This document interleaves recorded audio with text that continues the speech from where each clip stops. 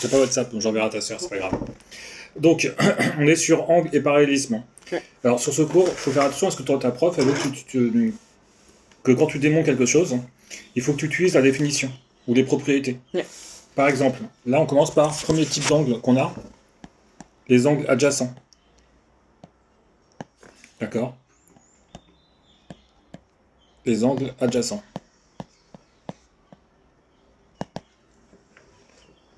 Ok. Alors, donc, deux angles sont adjacents s'ils ont même sommet. Alors, déjà, je fais deux angles adjacents et après, on va voir. Ouais. Ils ont même sommet, le sommet, il est ici. Ils ont un côté en commun. Et ils sont situés de part et d'autre du côté en commun. Donc, il y en a un qui est de côté, je vais faire de deux couleurs différentes et deux angles. Celui-ci et par exemple celui-ci. D'accord? C'est-à-dire qu'ils ont différentes mesures. Ah bah, ils sont pas totalement à la même mesure, oui. Mm. D'accord? Donc, deux angles sont adjacents s'ils ont même sommet. Je refais. Le sommet, c'est celui-ci. D'accord? Ils ont un côté en commun. Le côté en commun, c'est celui-ci. D'accord? Et ils sont de part et d'autre du côté qui est en commun. D'un côté et de l'autre, du côté qui est en commun. Ouais. Donc là, je vais donner des contre-exemples. Je vais faire la même figure, quasiment. Je vais prendre l'angle, le grand angle qui est ici, et celui-ci. Ils ont le même sommet. Mm. Ils ont un côté en commun. Je vais le faire en noir. C'est celui-ci. Et pourtant, ils sont pas adjacents, l'angle rose et l'angle bleu. Ouais. D'accord? Pourquoi? Parce qu'ils sont pas de part et d'autre du côté en commun. C'est bon pour ça. Et tu peux avoir aussi ça. Et en fait, avoir de part et d'autre en commun, ça veut dire quoi en fait? Non, c'est pas de part et d'autre en commun, c'est deux choses différentes. Donc je répète. Deux angles sont adjacents. S'ils ont même sommet. Est-ce que ça tu comprends? Oui, bon, ça oui. S'ils ont un côté en commun. Ça aussi, je comprends. S'ils sont de part et d'autre du côté qui est en commun. Un côté haut par exemple, et un angle qui est côté bas. Ah, C'est ça que ça veut dire. C'est trois points importants. Même sommet, un côté en commun et de part et d'autre. Je donne maintenant des contre-exemples. Je trace un premier angle. Et j'en trace un deuxième. Le premier, c'est le petit rouge. Le deuxième, c'est le grand noir qui est ici. Ouais. Ils ont bien le même sommet. Ils ont bien le même côté en commun. Je vais le faire de cette couleur-là. Je vais le faire en bleu. D'accord? Pourtant, ils sont du même côté du côté en commun. Donc, c'est pas deux angles adjacents. Ouais. C'est bon pour ça? Ouais. Ces deux angles ne sont pas adjacents. parce D'accord. qu'ils n'ont pas de même côté en commun. Alors, en réalité, par rapport à ce que j'ai tracé, on pourrait dire qu'ils ont un côté en commun. Mais c'est pas le côté qui forme l'angle. Mais voilà, ils sont pas. On va dire que ça, c'est un côté de l'angle. Et ça, c'est un autre côté de l'angle et il n'est pas en commun. Voilà. Ouais, j'aurais pas dû faire comme ça, j'aurais dû faire comme ça. Et comme ça, il n'y a pas de doute. Donc ces deux angles ne sont pas adjacents. Pourtant, ils ont le même sommet. D'accord? Mais ils n'ont pas le même côté en commun. Ouais. D'accord? Parce que les côtés, ce sont des demi-droites. Hein. C'est bon pour les angles adjacents? Ouais. On est parti sur la deuxième partie des angles. Donc le deuxième type d'angle, les angles complémentaires et supplémentaires. On va faire complémentaire d'abord. Alors, deux angles sont complémentaires lorsque la somme de leurs mesures est égale à 88 degrés. Donc on va prendre deux angles.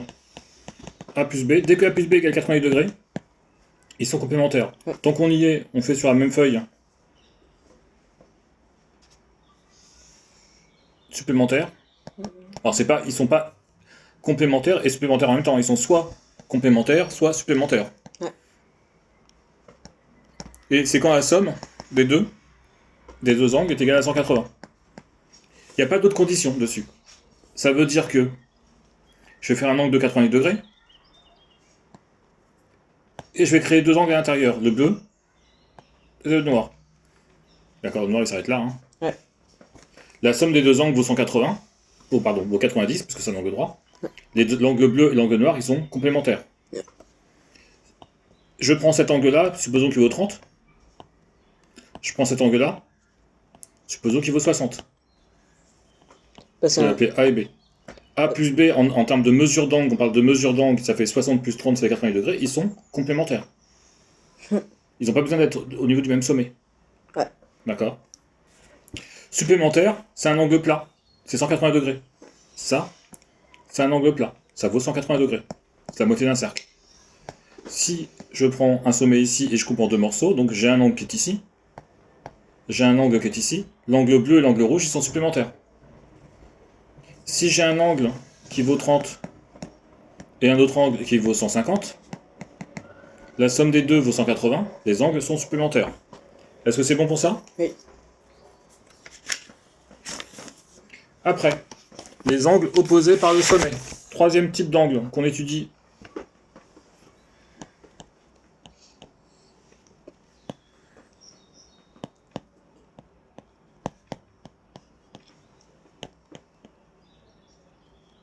Alors, je te donne la définition. Deux angles sont opposés par le sommet, donc il faut qu'ils aillent même sommet.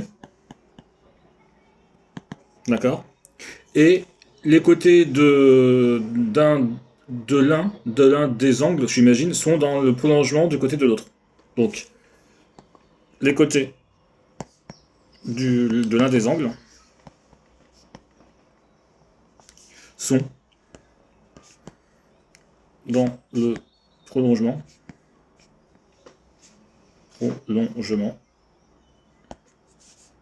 donc des côtés de l'autre. Donc ça, ce sont les conditions. Pour pouvoir dire ils sont opposés par le sommet, il faudra que tu dises ça et ça. D'accord. Pour pouvoir dire ils sont complémentaires, il faudra que tu dises A plus B égale 80... J'ai dit complémentaire, oui. A plus B égale 90. Supplémentaire, A plus B égale 120. Pour pouvoir dire ils sont adjacents, je reviens juste sur adjacent, il faudra que tu mettes tu dises ils sont adjacents car même sommet. D'accord. Un côté en commun. On parle des deux angles, hein, il faut qu'ils aient un côté en commun. Et ils sont de part et d'autre du côté en commun. Ouais. D'accord. C'est ça qu'il faudra part et d'autre du côté en commun. Ça, c'est pour adjacent. Ouais. Donc c'est pas ce qu'on est en train de faire. On est en train de faire ici les angles opposés par le sommet. C'est facile, hein. Angle opposé par le sommet, c'est ça. Ouais, c'est comment? J'ai un premier angle ici. J'ai un deuxième angle ici. Ces deux angles, le rouge et bleu, ils ont le même sommet. D'accord. Mais ils sont opposés. Et les côtés de l'un, donc les côtés de l'angle bleu qui sont ici par exemple, c'est le prolongement. Quand je prolonge le côté bleu qui est ici, je le prolonge. Je prolonge le côté bleu qui est ici, ça me fait le deuxième angle. Les côtés de l'un sont le prolongement des côtés de l'autre. C'est bon pour ça? Est-ce que pour l'instant c'est bon? Oui. On est sur... Il nous reste encore deux types d'angles. Les angles alternants, les Voilà. angles correspondants. Angle alterne. Interne. Alors, je vais prendre deux droites. Elles sont pas obligées d'être parallèles. J'appelle D et D'. Je vais prendre une séquente. Souvent on appelle delta. Ouais. Une séquente qui coupe D et D'. Alors, deux angles sont alterne-interne. S'ils sont donc non adjacents déjà.